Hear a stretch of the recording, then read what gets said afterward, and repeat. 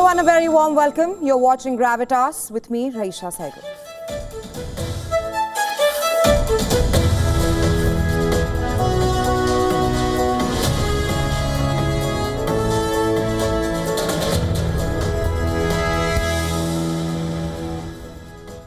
Our top focus tonight is from India, where in an unfortunate and rare incident, several tourists have been injured, and according to our sources, 27 tourists have been killed in a terror attack in Jammu and Kashmir's Pahalgam.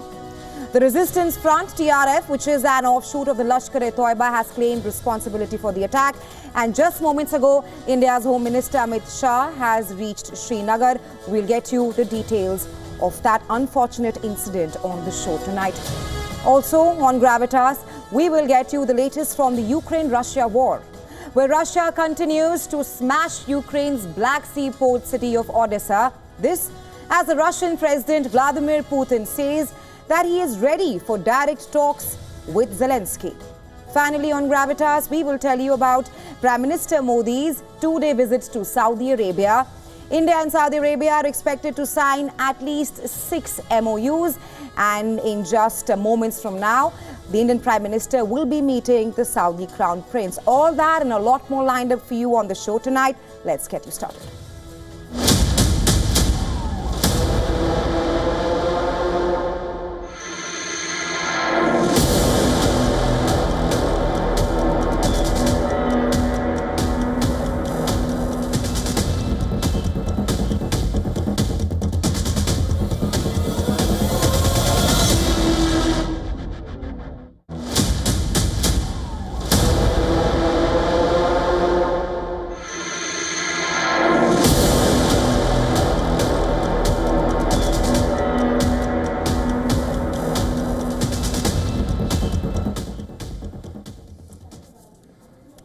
And breaking news coming in from India's Jammu and Kashmir, where a deadly terror attack has rocked the valley. 27 people have been killed and many others injured. That's when terrorists opened fire on a group of innocent tourists. The nation is seething with anger.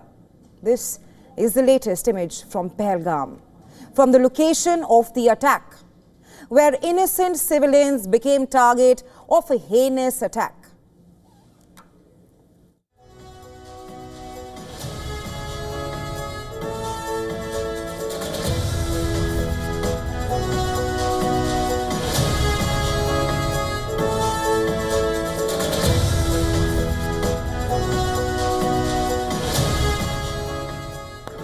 हम आ रहे हैं, आप tension कोई बात नहीं, हम हैं हम आ रहे हैं, आप टेंशन मत लो मैडम, हम आ रहे हैं।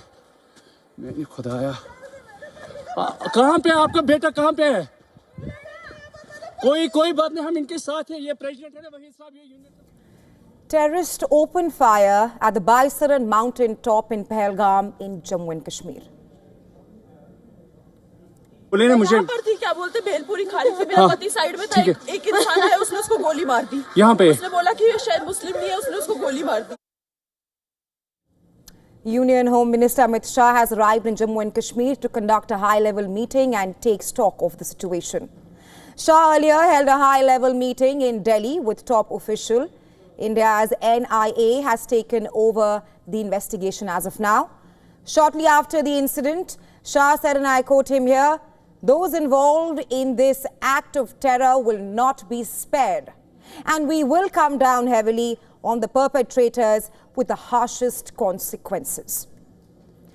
The Chief Minister of Jammu and Kashmir, Omar Abdullah, says that, needless to say, this attack is much larger than anything we have seen directed at civilians in recent years.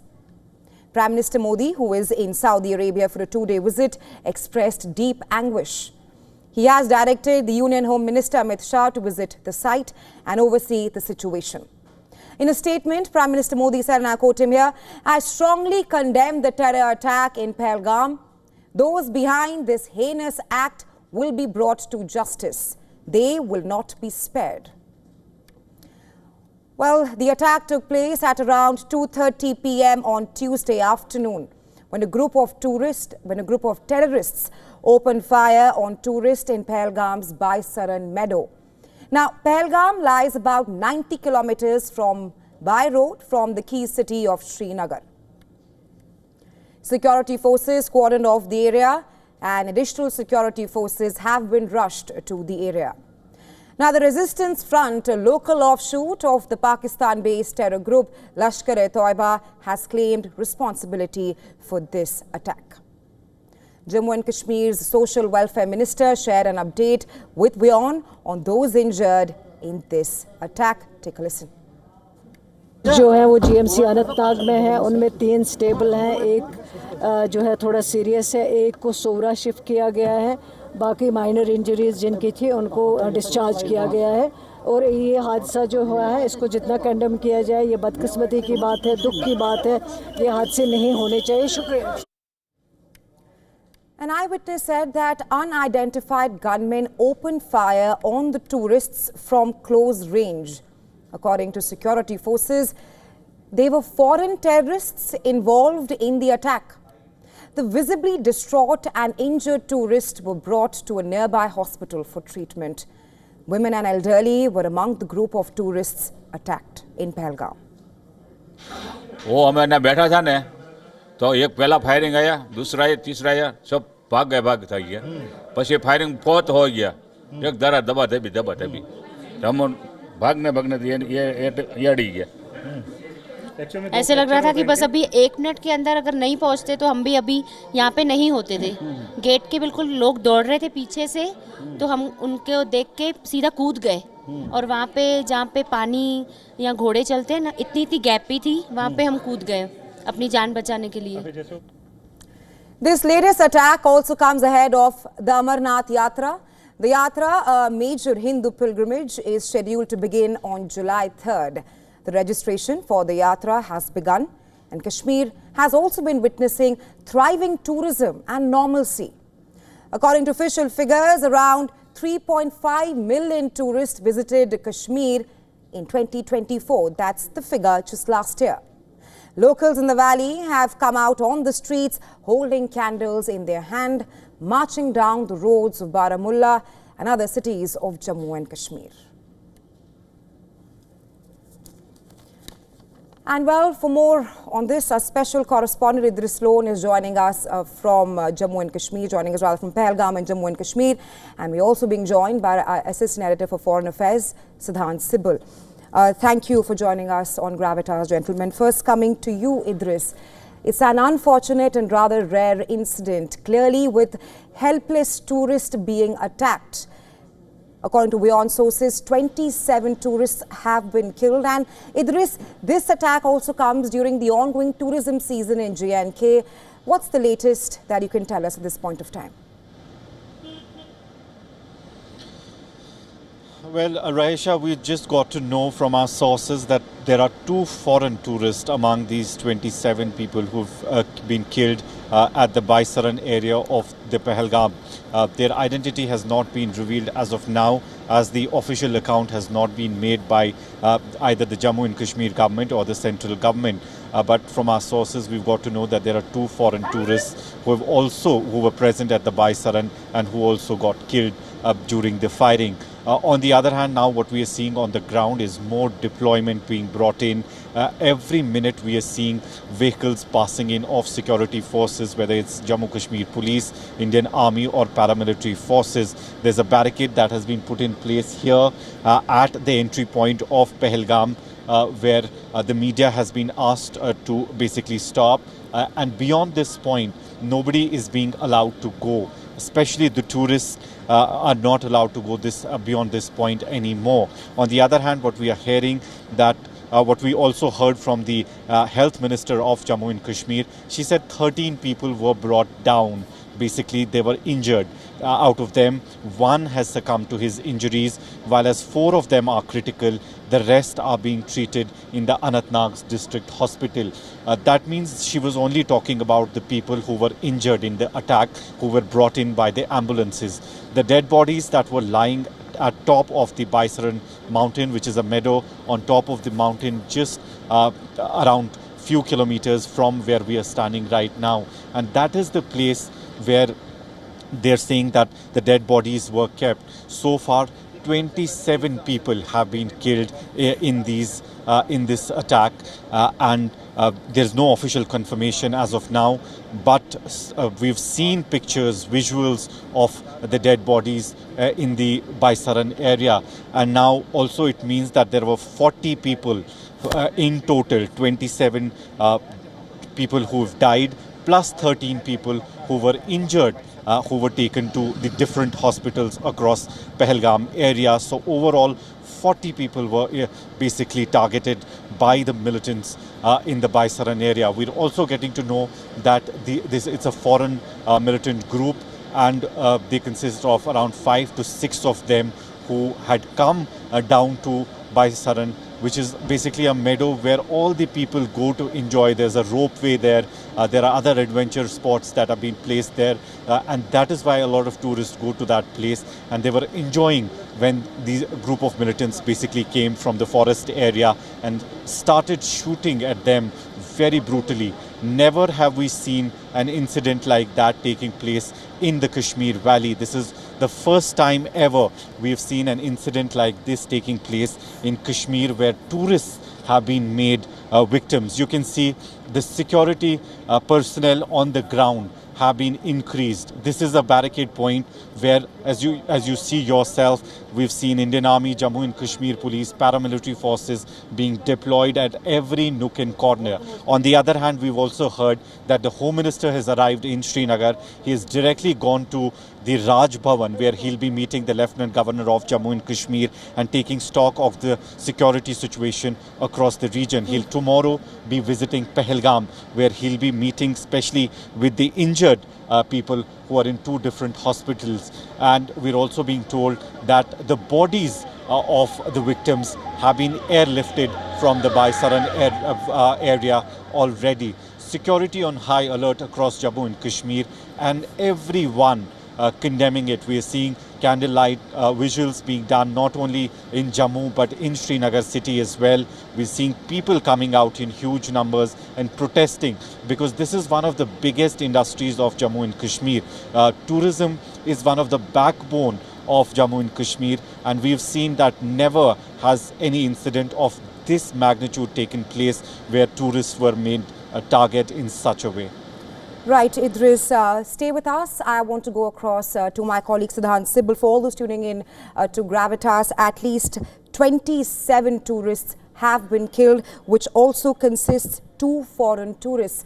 Siddhant, the point that Idris made there, that tourism is of course the backbone of Jammu and Kashmir, and it took years for tourism to boom in the valley, and here we are today with this heinous attack. Siddhant, the messaging is clear.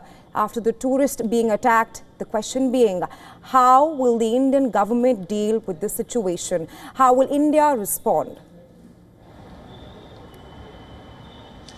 Well, next few hours and next few days will be watched carefully, not just here in the Indian subcontinent, but globally, to see what will be the Indian reaction. There is a pall of gloom here in Delhi, and of course a palpable anger across the country. We have seen the reactions coming from the top leadership, and of course, as Idris pointed out, the Home Minister has landed in Srinagar. India will be weighing every option, including of course how to sensitize its diplomatic partners.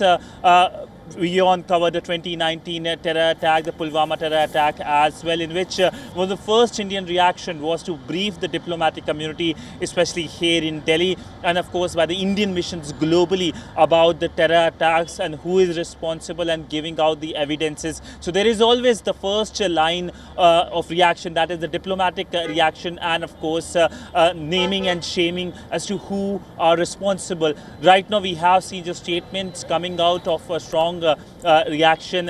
We have seen the Prime Minister's comments, we have seen the Home Minister's comment, the Defence Minister and the External Affairs Minister's comments as well. So far we have seen reactions coming globally as well. The Singapore High Commissioner, the Argentinian Ambassador, the Israeli Ambassador and the Foreign Minister have also condemned the terror attack. In fact, the Israeli Foreign Minister is the first Foreign Minister to condemn the terror attack and term it clearly that it is a terror attack in Pahalgam. Now, essentially, we know that India will be not only making sure that its partners know about what India plans to do, but of course, weigh the option globally as well. India, of course, has been highlighting the scourge of terrorism for decades, and India has been victim of cross-border terrorism from Pakistan. There are, of course, 26/11, the Pulwama terror attack, the other terror attacks which have happened in Jammu and Kashmir, and India has taken a strong stance, a hard option. What will be the options in front of the Indian government? So far, nobody knows. It is, of course, very initial. The terror attack has happened just few hours ago, but it is clear that there will be a major reaction. Right, Siddhant, thanks for joining us on the show. But Idris, stay with us. We'll come back to you in just a few moments from now. And staying on with this story, sources say that 27 people have been killed in the Pahalgam terror attack. Let's now tell you how the terrorist attack in Pahalgam is a part of an orchestrated conspiracy by Pakistan.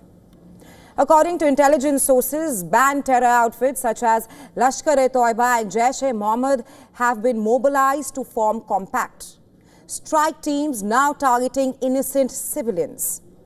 And today's assault appears timed deliberately ahead of the Amarnath Yatra with the clear intention of instilling fear among devotees and tourists. The registration of the Hindu pilgrimage has begun. The Yatra begins on July 3rd. A similar attack was recently executed in Sonmarg, further underscoring this very pattern. Post-attack assessments point to the growing threat posed by the Falcon Squad of the Resistance Front, which could emerge as a formidable challenge in Kashmir in the coming days. Now, this unit is highly trained in precision-targeted killings and evasion tactics, disappearing into dense forests and rugged terrain after carrying out the strikes. Sources indicate that the Falcon Squad of the terror group has recently been supplied with a major cache of advanced weaponry, which is now being deployed in their attacks. According to intelligence inputs, the group has also intensified its recruitment drive through social media platforms, enticing radicalized youth. It operates on a hit-and-run model and maintains close coordination with overground workers for logistical support and intelligence gathering. TRF is effectively a shadow wing of the terrorist group Lashkar-e-Toiba, and the Falcon Squad acts as its specialized strike arm. Now, senior Lashkar commanders are reportedly giving direct orders for all these attacks to take place in the valley. And our special correspondent Idris Sloan is here with us. Idris, talk to us more about this attack and how Kashmir has been witnessing tourism, a thriving tourism, and how, after the normalcy of abrogation Article 370, talk to us about how this attack will perhaps impact normalcy in the valley. Well, absolutely, Rahisha. This is going to be adapted with regard to tourism for sure, because this is an incident that has never taken place before. We've never seen tourists being attacked in such a manner, and to this level where 27 of them have actually been killed in a very brutal way. What we're seeing on the ground right now is that there is a lot of deployment that we saw now coming down from the Baisaran area. We're seeing a lot of security forces coming down and securing the parameters of Pahalgam. We're being told that some of the tourists have been actually taken away from Pahalgam today because they didn't want them to be in the line of fire, because there is a massive security cordon and search operation being taken in the Baisaran area, in the jungle areas. As you were talking out and pointing out, it's very important to mention this is the South Kashmir's mountain range, which connects it to the Rajouri-Punch belt, which is also very close to the international border, where you see that the number of foreign militants in the last 6 to 7 months has increased by a huge number. And those militants have been carrying out attacks on security forces in those forest areas, and then also also successfully managing to go back into those dense forests, and actually security forces trying to nab them for days and days.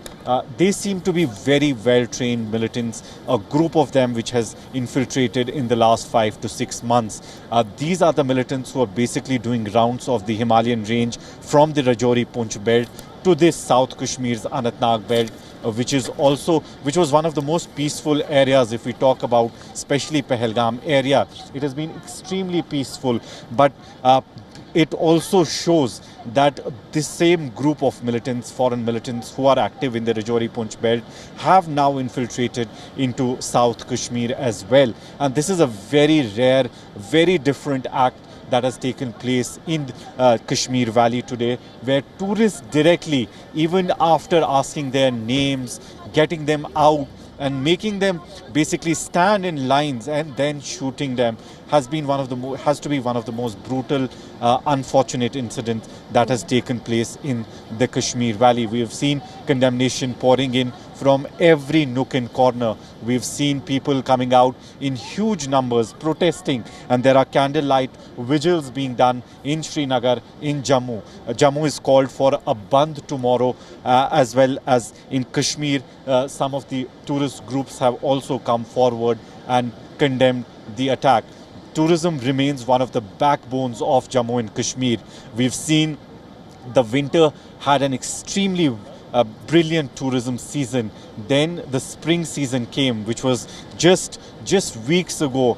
We saw that around 6 lakh people visited the tulip garden in Srinagar, and that it seems has not gone well with some of the agencies, and who really don't want to see peace in Jammu and Kashmir. I would, Raisha, ask my cameraman to pan and show. As you can see in the visuals, these are security vehicles coming down from Baisaran area now. We've seen a huge number of these vehicles coming down. It seems that all the tourists injured, dead bodies have finally been evacuated, have finally been brought down by security forces. But the search operation still continues all around Pahalgam, not only in the Baisaran, to look for these attackers who carried out this brutal act.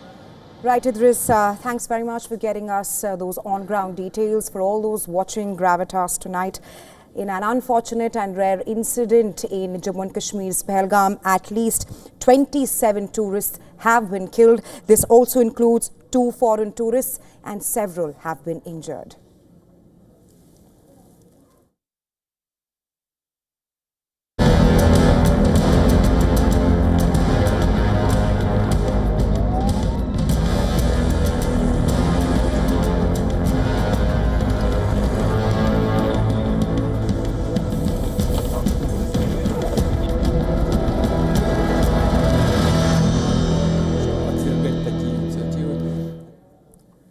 Well, it was a night of terror in Ukraine's Odessa. The Black Sea port city was rocked by a massive overnight drone assault launched by the Russian forces. Such was the scale of the attack that the drone attack ignited fires, destroyed homes, and forced emergency crew into frantic rescue operations. As the war grinds on, Ukraine's President Volodymyr Zelensky has doubled down on his appeal for talks. He has urged Moscow to agree to a ceasefire to halt its onslaught on civilians. But even though the Kremlin has said that it is willing to discuss that, it says that there are no concrete plans for talks with Ukraine. The question being, what does all this mean for the future of the war? Here's what has happened today. Russia smashed Odessa with drones. Local officials say that the attack damaged many residential buildings. At least 3 people were reported injured. Odessa's ports have long been strategic and frequent targets in the war, but it was not just Odessa. Russian attacks across Ukraine over the last 24 hours have reportedly killed 5 civilians. That's what Ukrainian officials say. These are deaths from attacks in villages in the Kharkiv and other regions and the Kherson regions. According to the governor of Kherson, Russia has attacked around 36 settlements across the region over the last 24 hours. The attacks came a day after the Ukrainian President Volodymyr Zelensky expressed readiness for talks on an accord that could perhaps halt attacks on civilian targets. Ukraine maintains its proposal not to strike at least civilian infrastructure, and we are expecting a clear response from Moscow. We are ready for any conversation about how to achieve this.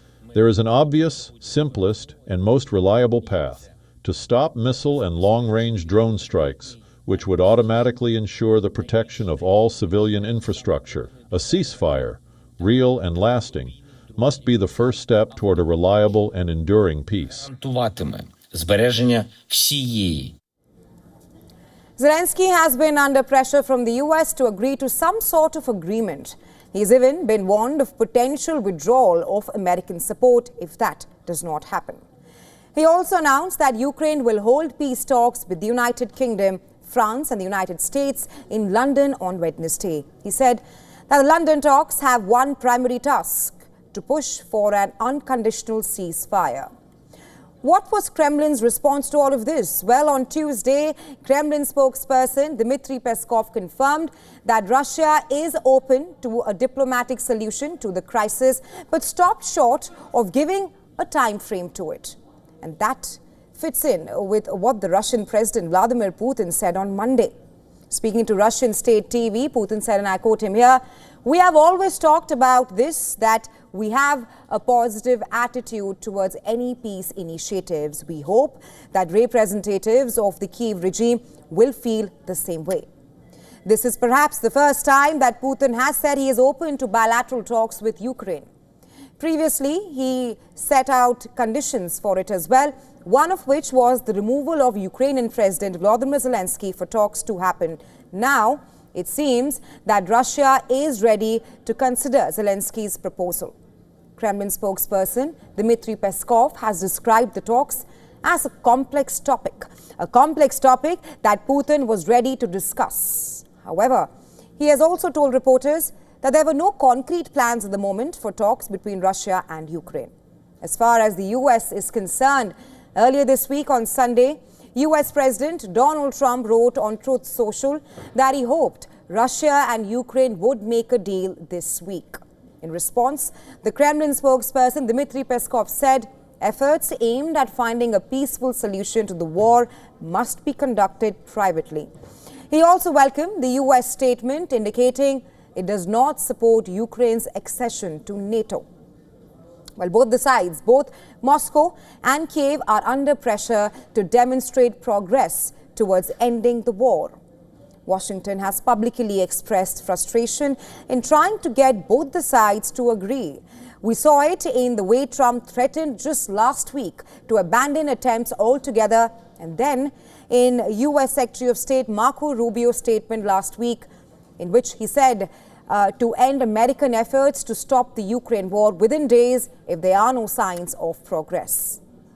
In the course of the conflict, civilians have been killed in both Ukraine and Russia, far more on the Ukrainian side.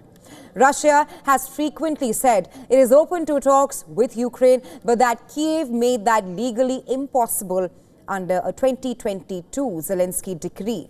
The Kremlin has said that if Ukraine wanted to talk, then it should take steps to legally clear the obstacles to such contacts.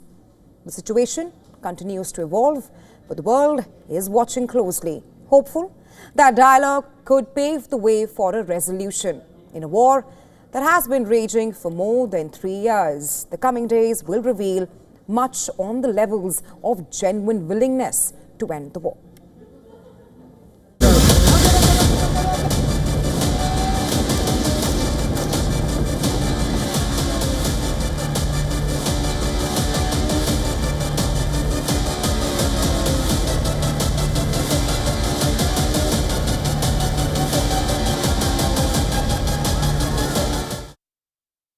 Well, we now turn our attention to West Asia. According to Israeli media outlets, the Israeli Air Force has conducted drills, rehearsing for another round of Iranian missile attacks on Israeli air bases. Israeli Prime Minister Benjamin Netanyahu has ordered a war rehearsal with Iran.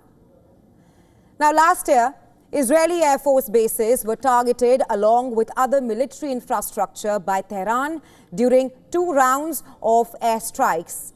In April last year, Iran launched over 300 missiles and drones against Israel. And later, in October, Iran launched over 200 ballistic missiles towards Israel.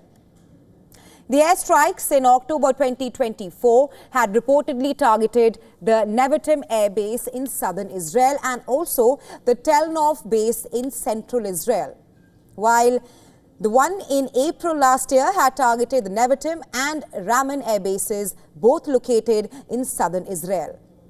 But the question remains. The question now is, why is Israel carrying out these drills right now? As per Israeli media reports, the Air Force drills are being carried out to prepare Israeli troops for potential strikes from Iran in case the nuclear talks, or the nuclear program talks between US and Iran collapses. And it seems Israel is getting extra military support as well. According to open source intelligence monitors, at least 8 US Air Force C-17A Globemaster III transport aircraft were tracked flying from Ramstein Air Base in Germany to Israel's Nevatim Air Base on Sunday. Adding that over the past 10 days, at least 25 C-17 flights have reportedly landed in Israel, transporting air defense systems, among other ammunition. Now, all this comes just a week after the New York Times reported that Israel had prepared to strike Iranian nuclear sites next month. But the US President Donald Trump opted to pivot towards diplomacy with Tehran rather than aggression with the help of Israel, further putting an end to Netanyahu's plans. Well, according to reports, Netanyahu will convene a security cabinet meeting this evening, with Iran's nuclear program and the US-Iran talks being the major focus points on the agenda. And Israel once again asserted that Iran, and I'm quoting, cannot have a nuclear weapon. Iran cannot have nuclear weapon, and this is what's in front of us. We understand it's not just a threat to Israel, but to the entire world. The Israeli Prime Minister Benjamin Netanyahu is not only facing pressure globally, but also domestically. In Tel Aviv, thousands of Israelis demonstrated against Bibi and his government, calling for his resignation and also a hostage deal with Hamas. The situation became so intense that few demonstrators were forcibly removed by the Israeli police, while mounted police were seen trying to disperse the crowd. The latest round of demonstrations comes just days after dozens of Israeli demonstrators clashed with local police in the central Israeli town of Mazur, where Netanyahu was scheduled to visit. As Bibi faces mounting pressure to prepare for both domestic and global affairs, all eyes are focused on the third round of talks between Iran and the US, the outcome of which could decide the road ahead for West Asia. In other news, Saudi Arabia is deporting nearly 5,000 beggars from its country, and all of them are from one country, Pakistan. Last year, we reported on how Pakistan's export of beggars had caused issues between Riyadh and Islamabad. Time and again, Riyadh even warned Pakistan to stop sending beggars to the country. Well, now, they have started the procedure of deporting them. According to Pakistan's Daily Dawn newspaper, at least 4,700 beggars have been deported from Saudi Arabia. The Federal Minister for Defence in Pakistan, Khwaja Mohammad Asif, has said that there are around 22 million beggars in Pakistan who earn at least rupees $42 billion annually. He said that the increasing numbers are damaging the country's image abroad. He said this while speaking to members of the Pakistan Ready-Made Garments Manufacturer and Exporters Association in his hometown of Sialkot on Saturday. He shared recent figures regarding the deportation of beggars from various West Asian countries, indicating that Saudi had deported at least 4,700 Pakistani beggars, although he did not specify the time frame. Well, Pakistan's Federal Investigation Agency, FIA, had previously briefed a parliamentary body last year that Saudi deported 4,000 beggars in the last 3 years ending in 2024. Now, Saudi Arabia's anti-begging regulations are designed to deter individuals from begging or participating in begging networks. Riyadh even imposes strict penalties in the form of fines and imprisonment. Foreign individuals involved in begging may face deportation after serving their sentences. The problem of Pakistani beggars in Saudi Arabia has now become a serious issue in recent times. According to reports, many Pakistani citizens travel to cities like Mecca, Medina and Jeddah, often under the guise of going on a pilgrimage, only then to beg on the streets. Due to tough economic conditions and inflation in Pakistan, this has become a common practice. Reports now indicate that a large number of people caught pickpocketing in Mecca's Grand Mosque are Pakistanis. Now, it's important to remember that under Saudi law, begging is illegal and can lead to imprisonment for up to 6 months and fines of up to 50,000 riyals. As a result, many Pakistani beggars find themselves in Saudi jails.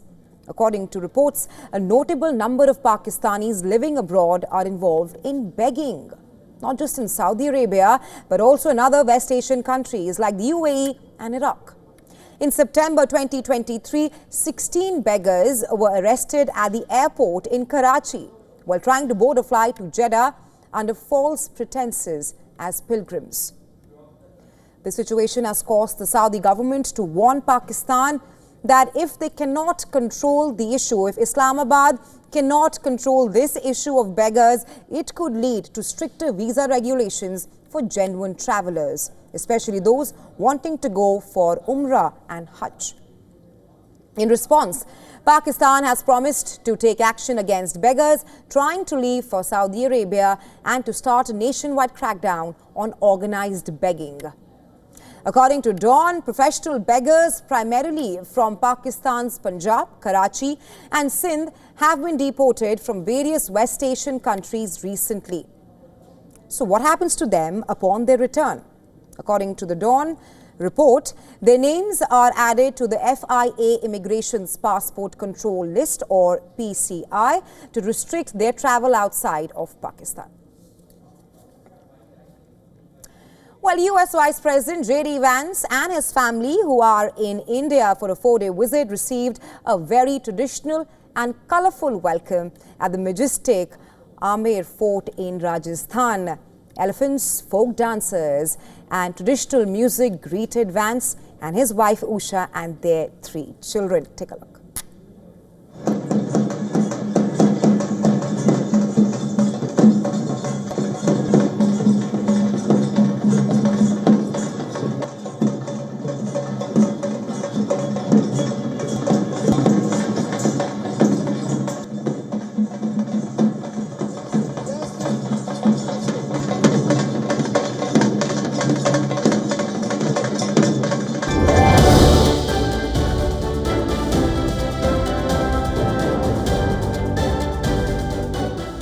We are especially excited to formally announce that America and India have officially finalized the terms of reference for the trade negotiation. I think this is a vital step. Thank you.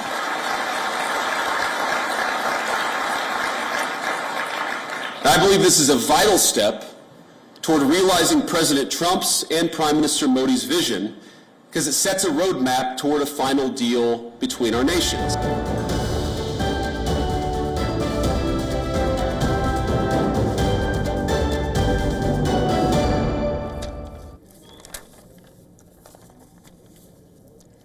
A pontiff lies in state. Tributes pour in from every corner of the globe as the world mourns Pope Francis. But even as grief grips the faithful, eyes turn to the Sistine Chapel, where the procedure of electing his successor begins. The question being, could the next Pope hail from Asia, marking a historic shift for the Catholic Church? Our next report telling you more. Bells toll across Rome.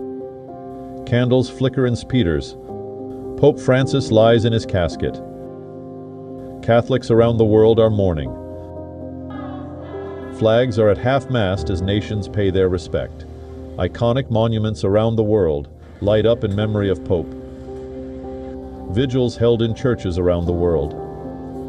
Amidst the mourning, the world's oldest religious conclave prepares to make its most consequential decision. Who will wear the white robe next? As per tradition, the College of Cardinals, limited to 120 voting members under age 80, will enter the Sistine Chapel, cut off from the world, and begin the sacred ritual of papal election. Voting will commence no less than 15 and no more than 20 days after the Pope's passing. Black smoke will signal a stalemate. White smoke announces the election of the Pope. Among those casting ballots will be 4 Indian cardinals, Oswald Gracious, George Alancherry, Anthony Pula, and Baselios Klimas, underscoring Asia's rising influence in the Catholic hierarchy. The question is now gaining traction. Will Asia finally see one of its own become Pope? Leading that possibility is Cardinal Luis Antonio Tagle of the Philippines, a charismatic, multilingual figure often dubbed the Asian Francis for his humility, compassion, and alignment with the late Pope's progressive vision. His experience in the Vatican and his deep understanding of global issues position him as a formidable contender. Faithful around the world hope that the next Pope will hold on to Francis's ideals. We really hope that the person who will succeed him will be someone who would hold his same ideals, because I think he achieved a great unification of the Catholic Church. We saw that in Latin America, and so we hope for him to be someone with similar ideals. I hope that his successor will be a little more liberal than the Pope, and that will be difficult. There will be a lot of infighting now, because I assume that the Church in Africa and Asia will now also assert its influence and say, it's our turn. And when they come, I think they will be extremely conservative. The legacy of Pope Francis to us is not to take things seriously. Well, not to stay on a pedestal. Come down, be human, and get closer to the people. That's the big legacy of Pope Francis. That's the big legacy of Pope Francis. 88 years old Pope Francis died on Monday after suffering a stroke and cardiac arrest. He repeatedly clashed with traditionalists and championed the poor and marginalized. On Saturday, Pope's funeral service will be held in St. Peter's Square. As Catholics worldwide mourned Francis, all cardinals in Rome are summoned to a meeting to decide on the sequencing of events in the coming days. Cardinal Jean-Marc Aveline of France, Cardinal Peter Erdo of Hungary, Cardinal Mario Grech from Malta, Cardinal Juan José Omella of Spain, and Cardinal Pietro Parolin of Italy are also considered frontrunners to win the papal election. The decision rests with the College of Cardinals. Could the new Pope hail from Asia? The world awaits.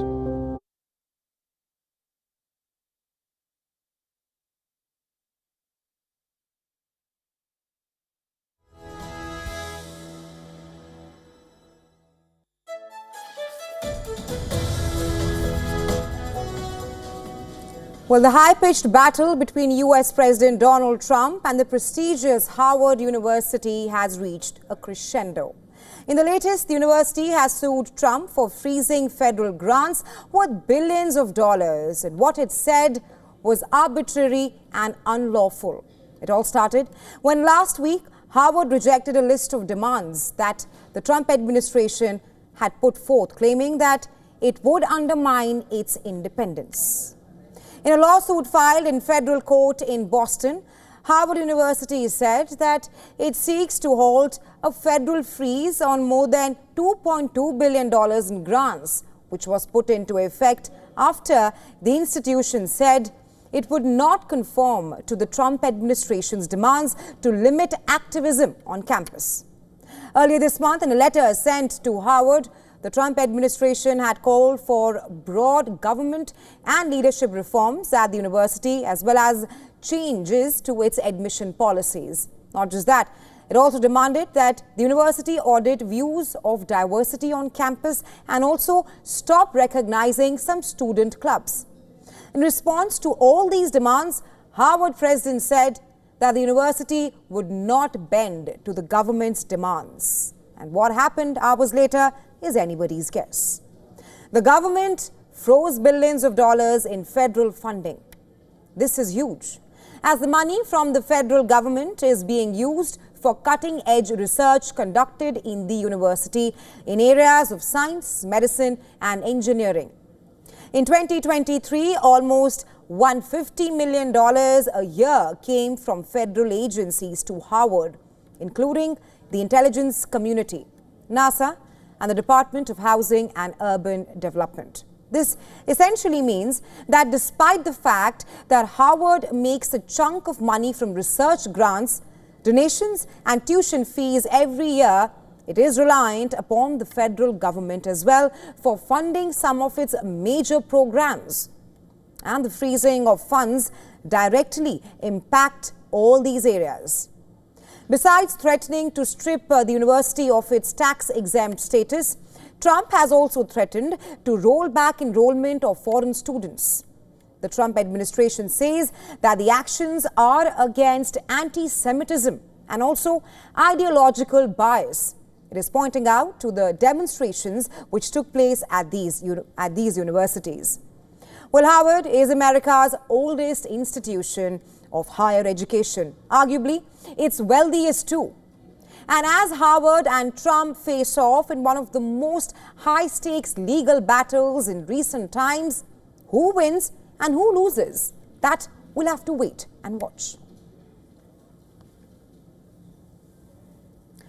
Well, Reform UK leader Nigel Farage has as much chance of becoming the next UK Prime Minister as the current UK PM Keir Starmer.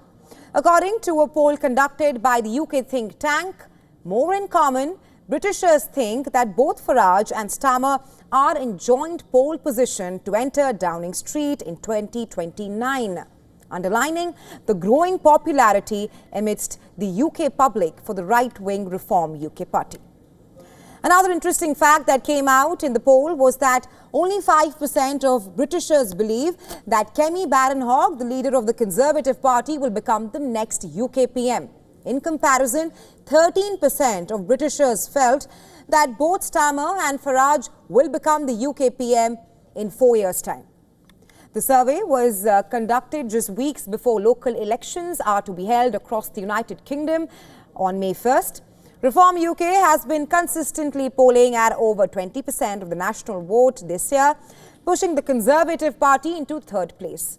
In fact, a survey in January showed Labour and Reform UK neck and neck. While the Conservatives trailed behind, political experts said that the latest survey highlights the uncertainty looming amidst the UK voters. Well, in last year's election, the Labour Party won a massive landslide, winning 411 out of the 650 seats. But since then, UK has been grappling with major economic challenges, while Starmer and his party have dealt with several controversies, and that seems to have an impact on the UK voters. With only 14% believing that the Labour Party will form a majority government after the next election, while 12% think that it will be the Reform UK Party and 11% anticipate it would be a Reform UK Conservative Party coalition. 41% of the voters simply did not know what the next elected government could look like.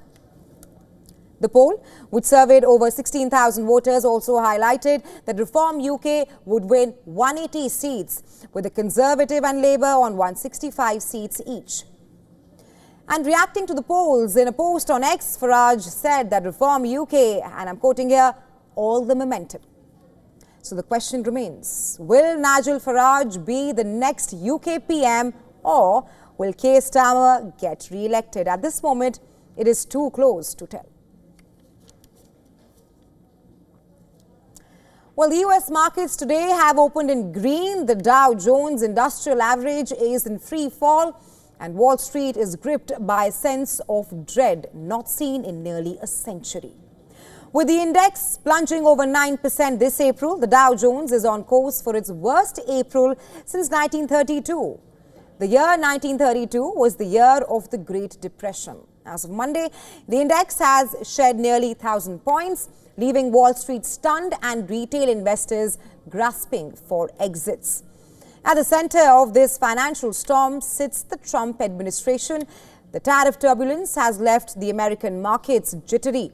A complex web of factors is fueling the drop. Trade tensions remain unresolved. Corporate earnings outlooks are clouded by uncertainty. And there's a growing perception among investors that monetary policy may face new obstacles, may face new turbulence. One point of concern, speculation that the US President Donald Trump could dismiss Federal Reserve Chairman Jerome Powell, raising fresh questions about the independence of the central bank. Trump expresses confidence in the US economy and is hopeful that the trade negotiations are well on track. They've been fun. We'll end up having a deal. We're going to ultimately have a deal with anyone. If we don't, we're going to make it anyway. But we're going to ultimately have... the economy is very good. We don't have inflation. Energy's down at the lowest it's been in years. We hit actually $1.98 recently in a couple of states. I think we're doing really well. Were still the typical lifeboats for investors. US Treasury bonds and the dollar are under simultaneous pressure. The American greenback is at a 3-year low. There's no safe harbor. Bond prices are falling even as stocks dive, pushing yields higher and erasing the usual hedging advantage. A 0.16 percentage point rise in 10-year Treasury yields this April tells the story. Investors are dumping everything. Gold, on the other hand, is shining bright. The yellow metal briefly broke above $3,500 per ounce to an all-time high. Prices of gold seen as a safe haven asset amid economic and geopolitical uncertainty have risen by nearly a third so far this year. Gold is not affected by price because gold is always safe investment for everyone. So doesn't matter, gold will even go more, the people will buy. It's a kind of land. When you buy land, always expensive.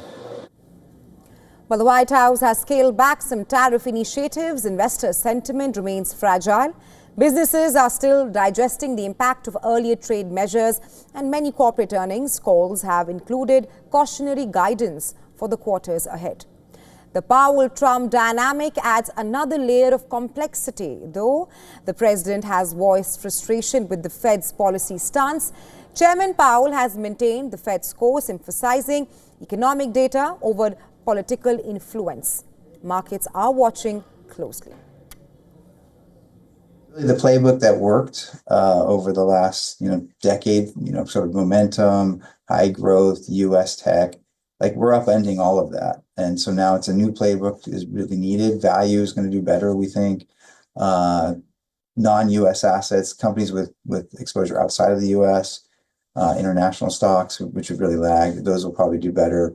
Obviously, gold is doing well. So it's sort of like everything is topsy-turvy right now, but investors can't just hide under their beds. You really got to stay invested.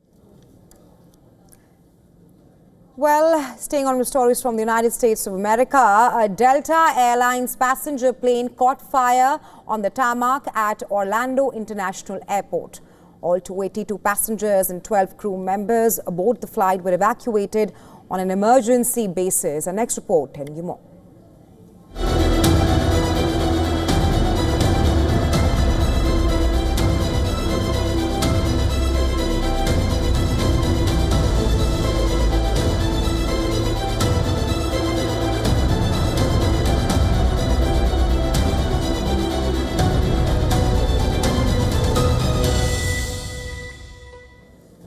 And well, that's all that we could pack for you in today's edition of Gravitas. We're leaving you with Gravitas Worldview. Thanks very much for watching.